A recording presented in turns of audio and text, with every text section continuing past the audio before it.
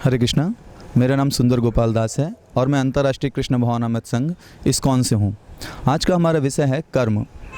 कर्म प्रकृति के 3 गुणों के अंतर्गत किया हुआ कोई भी एक्टिविटी जो कि काल के नियंत्रण में होता है कर्म कहलाता है। प्रकृति के 3 गुण सतोगुण, रजोगुण और तमोगुण होते हैं। कर्म को जो भी व्यक्ति करता है उसको इसका फल भी भोगना पड़ता है। आप चाहे अच्छे कर्म करें चाहे बुरे कर्म, इनका फल आपको मिलेगा। कर्म को 2 तरीके से डिवाइड किया जा सकता है, सकाम कर्म और विकर्म।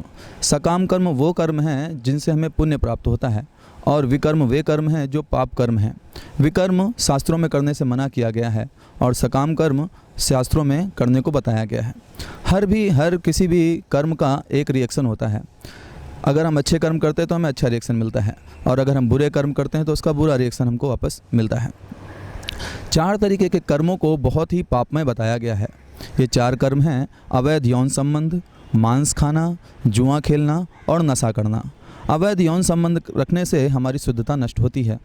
मांस खाने से हमारी दया खत्म होती है। जुआ खेलने से हमारी सत्यता खत्म होती है और नशा करने से हमारी तपस्या खत्म होती है। अतः हमें इन 4 चीज़ों से बचना चाहिए। जो भी कर्म हम करते हैं उसका चूँकि हमको रिएक्शन मिलता है, इसलिए हमें बार बार जन्म लेना पड़ता है, क्योंकि हमारे कर्मों का जो फल है कभी कभी तो हमको तुरंत मिल जाता है और कभी कभी वो फल हमें बाद में मिलता है। ये बाद 1 जन्म के बाद हो सकता है, 10 जन्म के बाद हो सकता है, इवन 50 जन्म के बाद भी हो सकता है। तो इसलिए हमें हम जो कर्म कर रहे हैं उसके प्रति हम खुद ही उत्तरदायी हैं। हम ये नहीं कह सकते कि मुझे पता नहीं था तो मैं कर नहीं पाया, क्योंकि भगवान के बनाए हुए जो भी नियम हैं वो इतने अच्छे और सटीक हैं कि आपको पता नहीं चलेगा लेकिन फिर भी वो होंगे। जैसे अगर एक बच्चा यह कहे कि उसे पता नहीं था कि आग जलाती है और वो अपने हाथ को आग में डाल देता है, तो ऐसा नहीं है कि आग उसे माफ़ कर देगी, आग उसको जला देगी।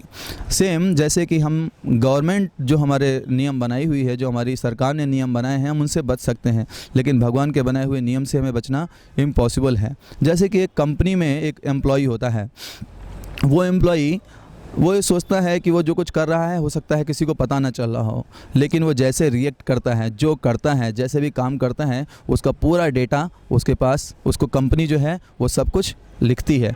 और जब भी 1 साल के बाद उसका रिजल्ट आता है तो वो पता चलता है उसको इसका इंक्रीमेंट हुआ, उसका डिक्रीमेंट हुआ, उसका डिमोशन हो गया या उसका प्रमोशन हो गया।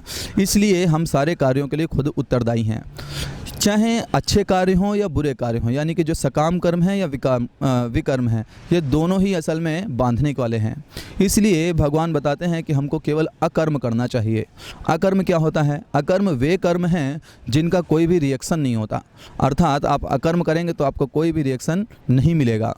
ये कर्म कौन से हैं? तो भगवद गीता में भगवान ने कई जगह पे इन कर्मों के बारे में बताया हुआ है। जैसे भगवान ने बताया है, यत् करोषि यदस्नासि यज्जुहोषि ददासि यत् तपस्यसि कौन्तेय तत्कुरु समदर्पणम। तुम जो भी खाते हो, जो भी करते हो, जो भी यज्ञ करते हो, सब कुछ मुझे अर्पण करते हुए करो।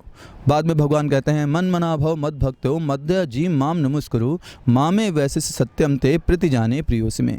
मुझे प्रणाम करो, मेरे भक्त बनो और मेरी पूजा करो, इस तरह तुम वापस मेरे पास आओगे, मैं ये तुम्हें वचन देता हूँ। आगे भगवान बताते हैं, सर्वधर्मान परित्यज्य माम एकम शरणम व्रज अहम त्वाम सर्व पापेभ्यो मोक्षयिष्यामि मा शुचा। वो कहते हैं तुम्हें किसी भी धर्म को करने की ज़रूरत नहीं है, बस सारे के सारे धर्मों को छोड़कर तुम मेरी शरण में आ जाओ। मैं तुम्हें वचन देता हूँ कि मैं तुम्हें बिल्कुल तुम्हें कोई समस्या नहीं होगी और तुम्हें कोई भी पाप नहीं लगेगा, बिल्कुल भी डरो मत। तो अगर हम अकर्म करते हैं तो हमें 2 फायदे हैं। पहला तो इन कर्मों का कोई रिएक्शन नहीं होता, अर्थात हमें कुछ वापस भोगना नहीं पड़ेगा। और दूसरा, इनको करने से अगर हमने जो पहले पाप या पुण्य कर्म किए हुए हैं वो सारे के सारे छूट जाते हैं। तो ये कर्म जो है हमें बहुत सोच समझ के करना चाहिए और भगवान के द्वारा निर्धारित जो कर्म बताए गए हैं श्रीमद् भगवद गीता में, उनका पालन करते हुए करना चाहिए। ये जो जीवन है हमारा, ये जीवन एक पढ़ाई है और जो मृत्यु है वो उसका रिजल्ट है। तो हम कैसे पढ़ाई करते हैं उसी के अनुसार हमें रिजल्ट मिलता है। तो जब भी हमारी मृत्यु होगी, अगर हमने अपने जीवन में सारे अकर्म किए हैं और भगवान को अंतिम समय में याद करते हुए अपने जीवन को त्यागेंगे, इस शरीर को त्यागेंगे, तो अवश्य हम भगवान के धाम वैकुंठ जा सकते हैं। हरे कृष्णा।